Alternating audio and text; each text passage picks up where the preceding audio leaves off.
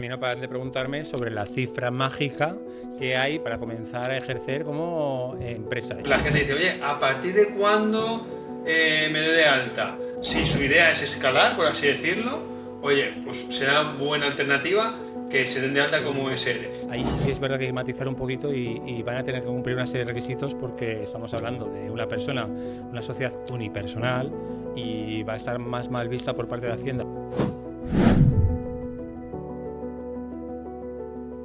¿Qué tal, familia? ¿Cómo estáis? Estamos aquí en el capítulo 9 de Hippo Brokers y esta vez vamos a hablar un poquito de lo que engloba la fiscalidad del broker, que si bien se puede extrapolar también un poquito a nivel general, pero bueno, siempre nos llegan un montón de preguntas de, oye, ¿cómo hacemos? ¿Cómo ejercemos? Empezamos como autónomo, abrimos una empresa, ¿qué costes conlleva? ¿Qué impuestos? ¿Qué condiciones? Y nada, estamos aquí, Antonio Domenech. ¿Qué tal, Toño? ¿Cómo estás? Y yo soy Toño Palacios. Otro capítulo más. Y sí, es un tema que la gente nos pregunta muchísimo. Gente que quiere empezar como broker hipotecario. Oye, ¿cuándo empiezo?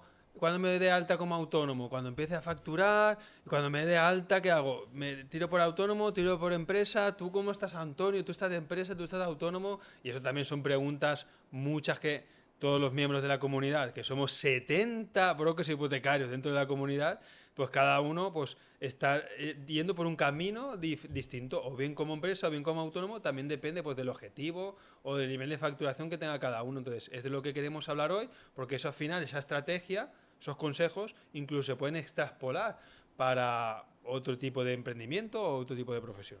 A mí no paran de preguntarme sobre la cifra mágica que hay para emprender, para comenzar a ejercer como empresa. Y yo siempre digo lo mismo, lo repito yo otra vez, es que no hay una cifra mágica, es tema de mentalidad. Si tú vas a ejercer como empresario, tienes que pensar como el empresario y tienes que tener unas condiciones y unos requisitos que no va a ser igual como autónomo como empresario. La gente siempre escucha en redes sociales, no, tienes que tener un motivo económico válido. Sí, esa es la clave. Hay muchos motivos económicos válidos. Lo que, para resumir un poquito, tienes que saber es que lo que no tiene que ser es para pagar menos impuestos. O sea, con que cumplas eso, ya tienes mucho más ganado que la gente, que la mayoría de la gente que ejerce, que emprende como con empresa. Claro, yo entiendo al final y hablo como broker hipotecario. Oye, si tu idea es crecer, tener trabajadores y tal, evidentemente, pues entiendo que empresa, ¿no? Y si tú al final, pues oye, quieres ser como, pues de una forma más pequeñito, tienes tus operaciones, pues entiendo que como autónomo, no sé, también la idea que tenga cada uno de esto a largo plazo, ¿no? Sí, las ganas que tengas de meterte en un embrollo un poquito más grande, porque ya no solo es que como empresario vas a pagar un 25 de impuestos de sociedades y como autónomo estás en un tramo de IRPF alto, no, es que dentro vas a tener que cumplir unos requisitos y vas a tener que tener unas capacidades distintas a las que, o unas necesidades distintas a las que tiene un autónomo.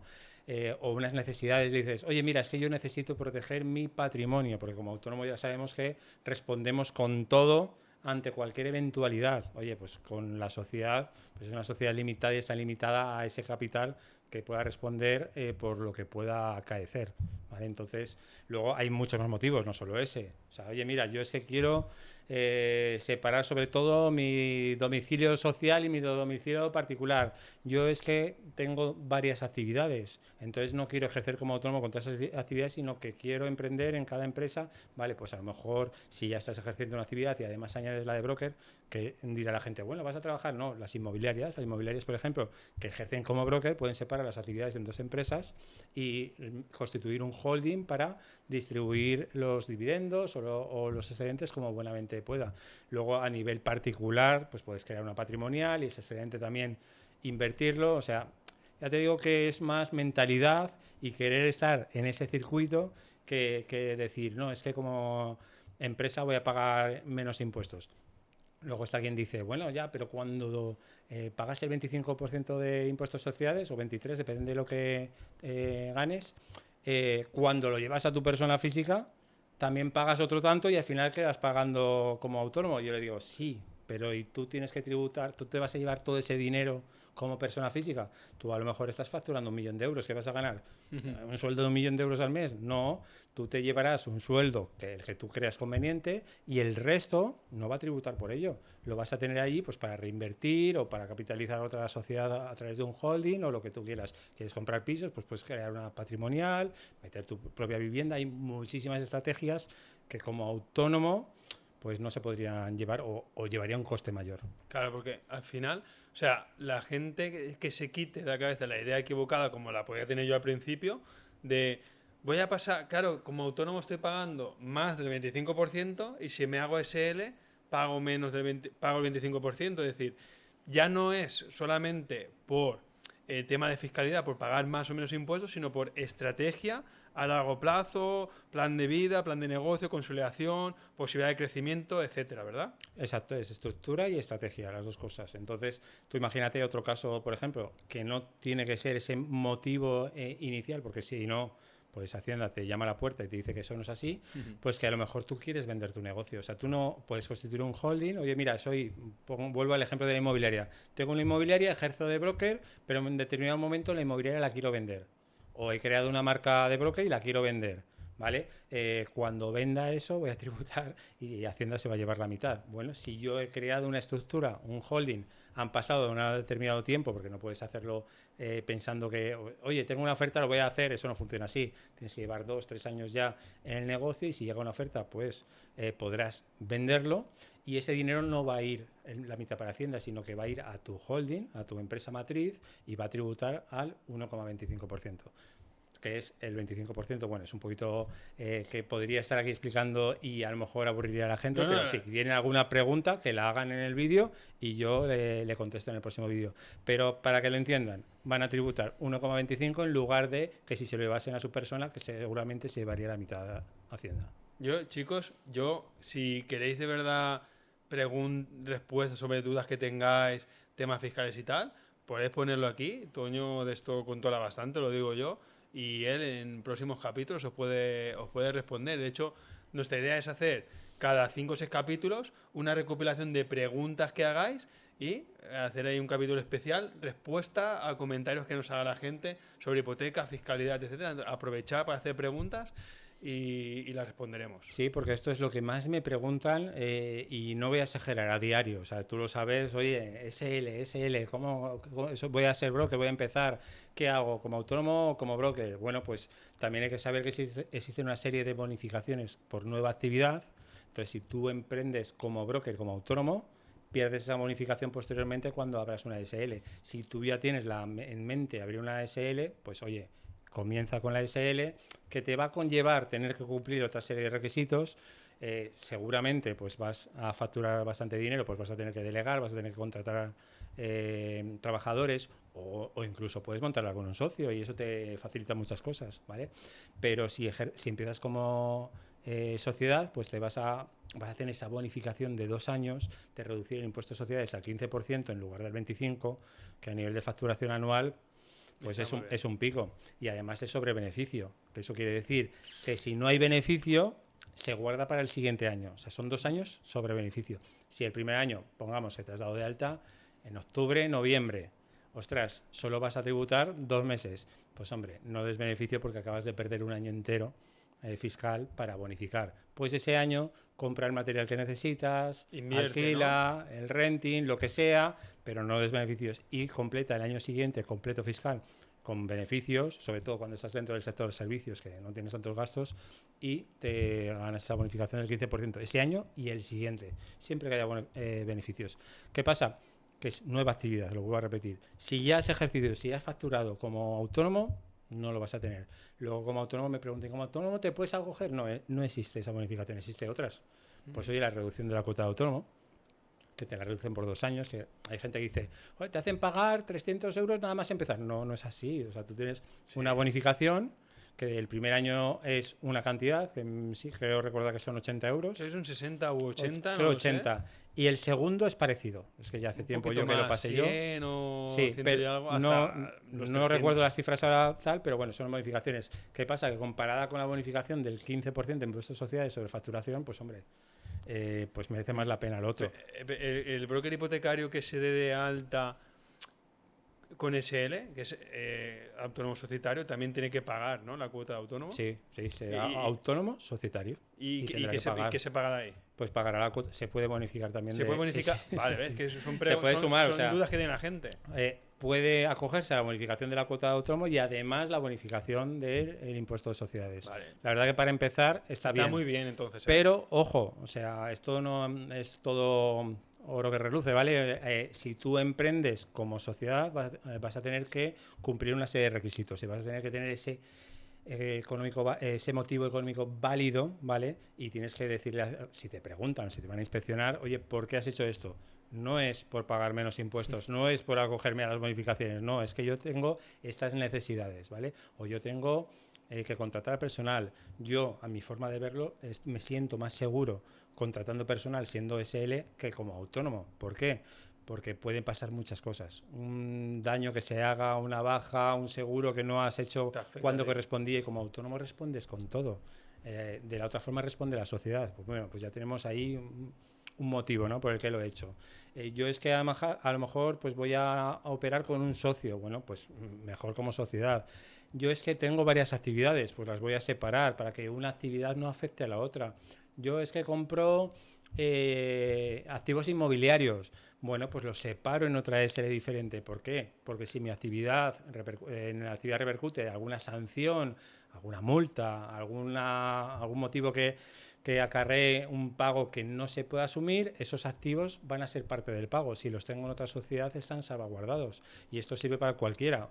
Una persona que ejerce en un local comercial, si esa actividad es afectada por una sanción, el local, si lo tiene a su nombre, también va a ser afectado. Bueno, pues una estrategia sería dividir ese local, cogerlo por otro lado, por otra sociedad, y la actividad ejercerla por ahí. Siempre tiene que haber también una canalización a través de un holding, porque si no vas a estar perdiendo mucho dinero por medio. El tema de SL, más que ya por tema fiscal, es por tema de diversificación, de riesgo, por así decirlo, ¿no? Más o menos. Sí, pero es lo que volvemos al principio, pues tema de mentalidad. Oye, yo voy a ser empresario y voy a hacer todo lo que conlleva. Vale, entonces todo lo que conlleva pues es ser muy riguroso con muchísimas cosas y cumplir al dedillo.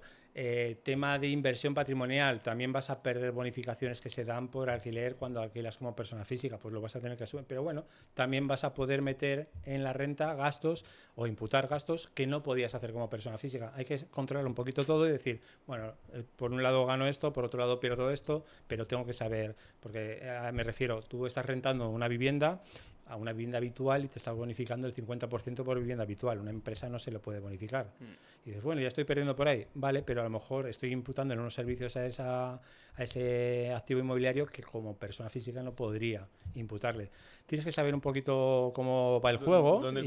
Pero bueno, que se va aprendiendo sobre la marcha, ¿eh? No hay... Que hay gente que dice, no, si no vas a facturar tanto no merece la pena, no, si no tienes nada, no. No, escucha, que voy aprendiendo sobre la marcha. Claro. Mi idea principal es escalar. O sea, si mi idea es escalar y cada vez facturar más, me voy por ese camino que es el más adecuado. Vale, o sea, en resumen, por decirlo de alguna forma, a todos estos brokers que nos estén oyendo, que quieran entrar, que quieran empezar esta actividad como brokers hipotecarios, que estén planteando entrar en ANICI, aunque no estén dados de alta y que sean preasociados y tales, si su idea es escalar, por así decirlo, oye, pues será buena alternativa que se den de alta como SL. Si tiene otro negocio, es muy buena alternativa que sea una SL, con un holding o con otra. Y luego también lo que hemos estado tú y yo hablando, así una conversación fuera de micros, es que creo que van a cambiar los tramos de IRPF, lo cual viene muy bien porque yo que estoy como autónomo, yo estoy dando el paso de autónomo a SL, yo que estaba como autónomo, yo siempre decía, bueno, pues ya empezamos julio y por un lado estoy cabreado y por otro lado estaba contento. ¿Por qué julio? ¿Por qué en julio estás contento y cabreado a la vez? Porque cuando termina junio, digo, mira, ya he trabajado medio año para pagar impuestos y ahora ya todo lo que este medio año ya es para mí. Entonces, por un lado, como que yo automáticamente me autoconsolaba, ¿no? Por así decirlo. Sí, bueno, cuando has dicho lo de brokers, también hay que pensar sobre todo eso que has dicho de, oye, ¿qué actividades van a ejercer? ¿Solo van a ejercer como broker? Ahí sí que es verdad que hay que matizar un poquito y van a tener que cumplir una serie de requisitos porque estamos hablando de una persona, una sociedad unipersonal y va a estar más mal vista por parte de Hacienda, pero bueno, siempre se puede salvar cumpliendo esos requisitos que estoy hablando del motivo económico válido, ¿vale? Si luego ya tiene otra actividad, ya más o menos lo tienen bastante cumplido porque el motivo es diversificar, o sea, dividir riesgos, ¿vale? Separar actividades y introducir ese capital, ese excedente para otro tipo de proyectos o para nutrir el paralelo o para crear nuevos. Es que por eso digo la mentalidad de, oye, mira, tengo esta mobiliaria, tengo este trabajador, vale, ahora ejerzo como broker, me va bien, pues ahora voy a contratar o me voy a asociar con compañeros y ahora estoy ganando bien, pues voy a canalizar ese excedente para una empresa patrimonial y comprar activos inmobiliarios. Ahí, en ese momento, vamos a crear la holding. Si no la has creado ya, yo la creé desde el primer momento porque ya tenía esa mentalidad, ¿vale? Que la gente dice, oye, ¿cuándo hago la holding? Se puede hacer al principio o al final, lo que pasa es que al final va a costar más que al principio. Claro, ¿vale? claro. Al principio conlleva unos costes y si no tienes ya mentalizado que vas a recorrer un camino, puedes pensar, ¿para qué me voy a meter en ese embrollo que tengo que justificar estas operaciones? No, es que yo ya pienso que voy a dedicarme a esto y de aquí voy a hacer esto otro y esto otro. Pues mejor tenerlo canalizado ahora por si, oye, mira, igual pego, que no lo sé, un pelotazo y uno de mis negocios viene una compañía más grande que quiere absorberme, comprarme, ¿vale? Y ese beneficio va a ir a la holding. ¿Vale? Y va a tributar mucho menos. No el primer año, no el segundo, pero bueno, llevo 5 años ejerciendo, he creado una marca y me la compran. Bueno, pues ya me ha salido bien la jugada de empezar desde el principio.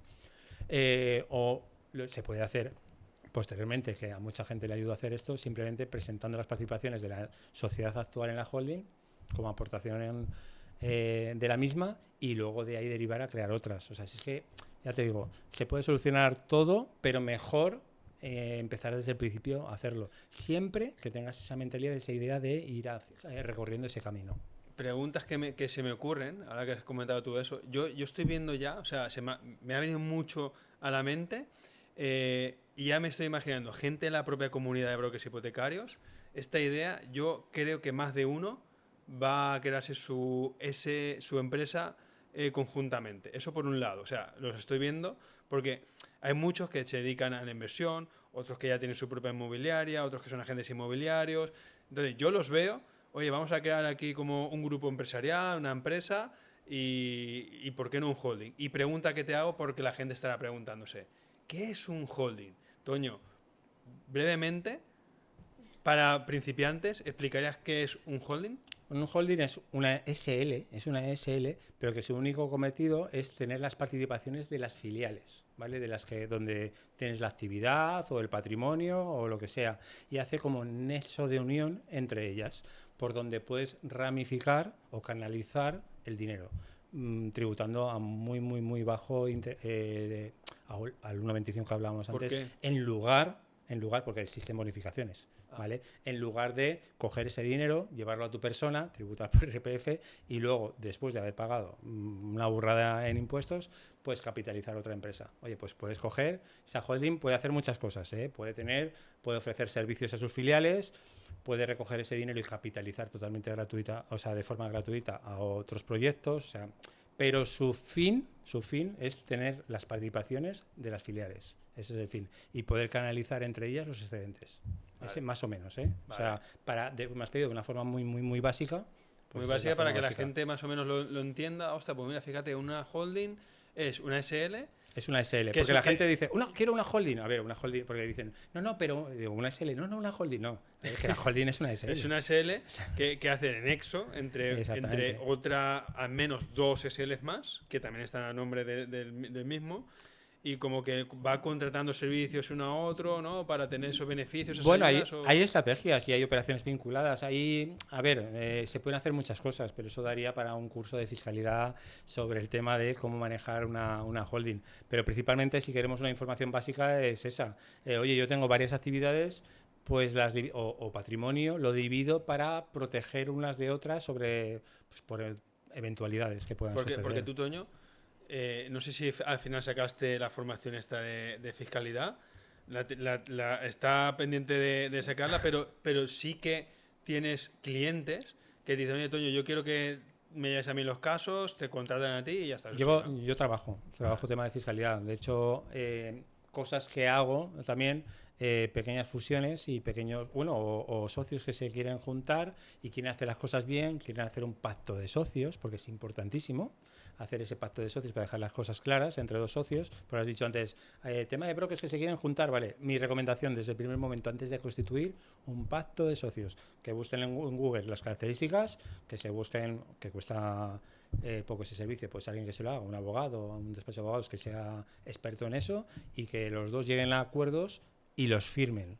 Porque sin pacto de socios luego vienen los problemas. Yo hace poco hablaba con un cliente sobre esto y decía, mira, esto es como las parejas, hoy nos queremos mucho, pero mañana nos odiamos. Y más cuando hay dinero por el medio. En socios pasa exactamente lo mismo. Hoy vamos a una, pero mañana empiezan los problemas, sobre todo económicos, y ya no llegamos a diferentes acuerdos. Bueno, pues tenemos un pacto de socios que como mínimo tiene unas pautas que, oye, de salida, de compra, de cómo hacer, de cómo votar, lo que sea, ¿vale? Pero ya te dice, ya te pone sobre la mesa esas reglas. Más que problemas económicos que pueden haber, que también.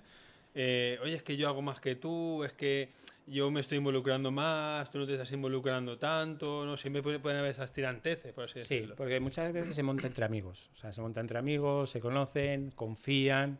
Y, los familiares. Y claro, y ese negocio empieza a crecer y a ampliar y empiezas a tener trabajadores y empiezas a tener mayores responsabilidades y el amigo que pensaba si iba a hacer una cosa hace otra o ahora tiene un problema personal, no se puede dedicar y te lo deja todo a ti. Bueno, pues déjalo todo pautado y solucionamos el problema.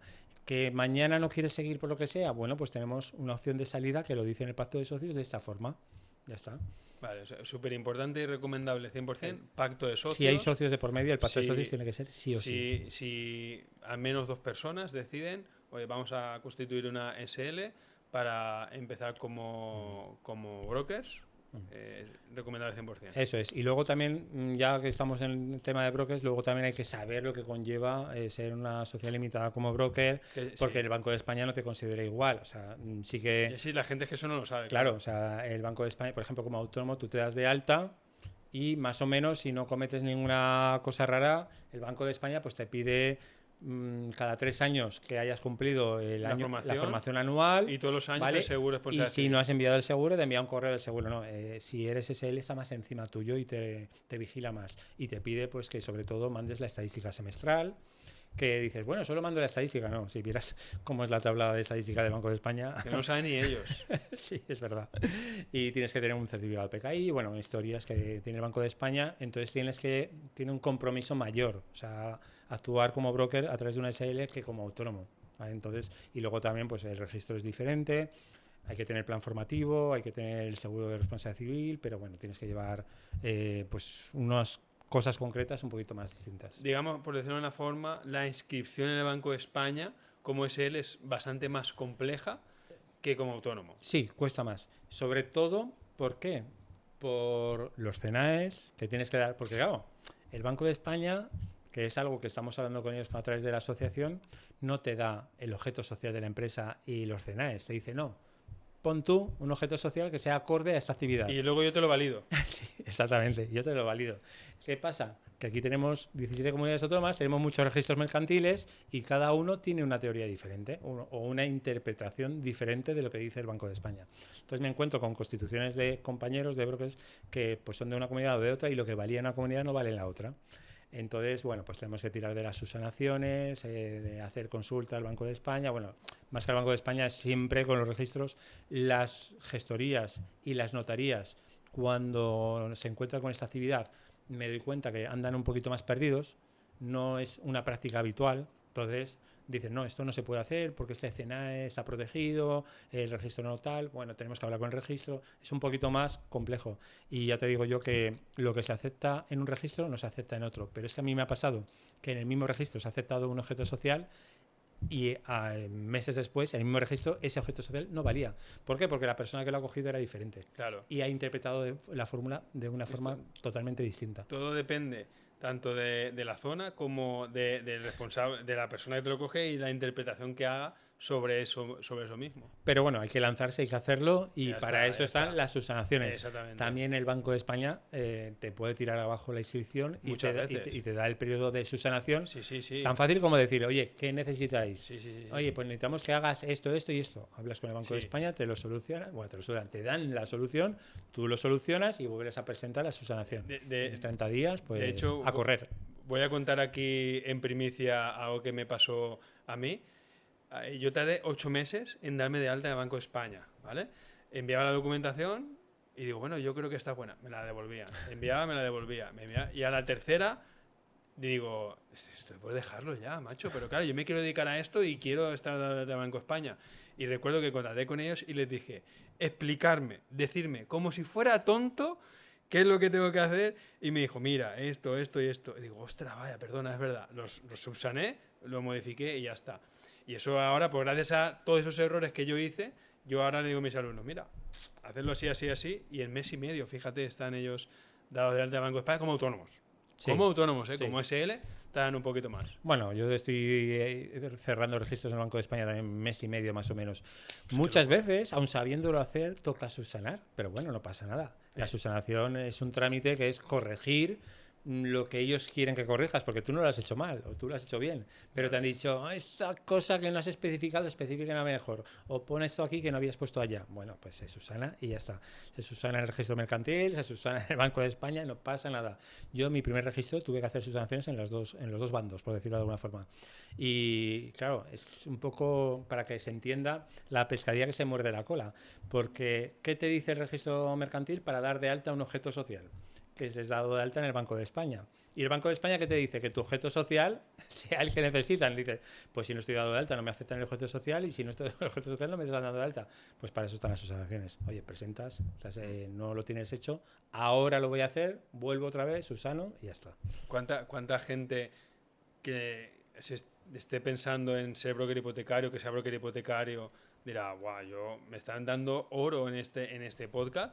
Y lo que hemos dicho y siempre decimos, o sea, si sois brokers hipotecarios, chicos, prescribiros en ANICI o escribiros en ANICI como asociados o preasociados, porque hay un equipo detrás que os va a guiar y os va a atender y os va a ayudar a la hora de que os dé alta en el Banco de España, bien como autónomo o ya bien, pues vamos, eso ya como SL me parece necesario el que estéis ahí. Pero vamos, aconsejable 100%. Sí, porque nos tienen a nosotros y luego dentro de la asociación tenemos un departamento jurídico, que a mí me gusta mucho decirlo, porque decir, joder, es que el departamento de jurídico está una abogada que es broker hipotecario. O sea, qué mejor que una persona que ejerce ya la profesión, que también es abogada y te pueda ayudar en eso. Entonces, nos tiene a nosotros para decirles cómo va el trámite, tiene un departamento concreto y tiene un sistema de consultas para que le podamos ayudar a ese registro. O sea que tiene que estar en Alici porque así va a estar apoyado y va a ser guiado para que y protegido y va a ser guiado para que poder llegar, oye, mira, pues me he dado de alta como SL o me he dado de alta como autónomo, no tenía ese conocimiento. Si bien en la página del Banco de España están las instrucciones, a lo mejor no están todo lo resumidas claro o detalladas como deberían de ser. Sí, es cierto. Y Toño, así como para dar el último toque a este podcast de hipofiscalidad, me ha gustado a mí este podcast de hipofiscalidad. Tú siempre con tus términos propios. Y hipofiscalidad, la gente dice, oye, ¿a partir de cuándo me doy de alta? ¿A partir de qué facturación me doy de alta? ¿Tú qué recomendarías? Lo he dicho al principio. Cuando tengas la mentalidad de ser empresario. No, ¿Vale? O sea, darse de ya alta está. como autónomo aunque sea. Hombre, sí, si quieres ejercer, o sea, por lo menos, o sea, no vayas a cometer ese error, o sea, date Claro, de es que mucha alta. gente dice, bueno, cuando voy... Hay quien se lanza y hay quien lo planifica un poquito más. Y hay quien muere de no hacer nada, ¿no? Vale, que lo piensa demasiado, ¿vale? Pues las dos primeras partes son válidas. Oye, ¿te quieres lanzar ya? ¿No te quieres comer la cabeza con esto? ¿No tienes claro si vas a tirar hacia un lado o hacia otro? Date de alta como autónomo, regístrate en el Banco de España y ejerce. Que acabas de escuchar este podcast, si quieres indagar un poquito, pregúntanos, pues prescríbete en ANICI, prepárate una estructura societaria más adecuada en base a lo que tú ya estés haciendo, o si no estás haciendo nada, pues que desde el principio esté bien estructurada y date de alta como sociedad, porque en tu mente va el escalamiento profesional y crear una estructura que a futuro, oye, pues yo quiero además este dinero invertirlo en otra cosa. O tengo una empresa familiar o estoy ejerciendo una actividad y las quiero unir. El mayor ejemplo que hay, las inmobiliarias que quieren crear la actividad de broker hipotecario. Que cada vez es más. Muchísimas. De hecho, nos contactan. En la academia, en mi formación, cada vez tengo muchísimos más agentes inmobiliarios, bien sean agentes inmobiliarios o bien tengan su propia inmobiliaria, muchísimo. O sea, es algo brutal que, oye, pues ya ellos tienen su SL, es hacer otra SL y listo. Pues, Toño, tú has empezado el podcast y tú lo vas a terminar.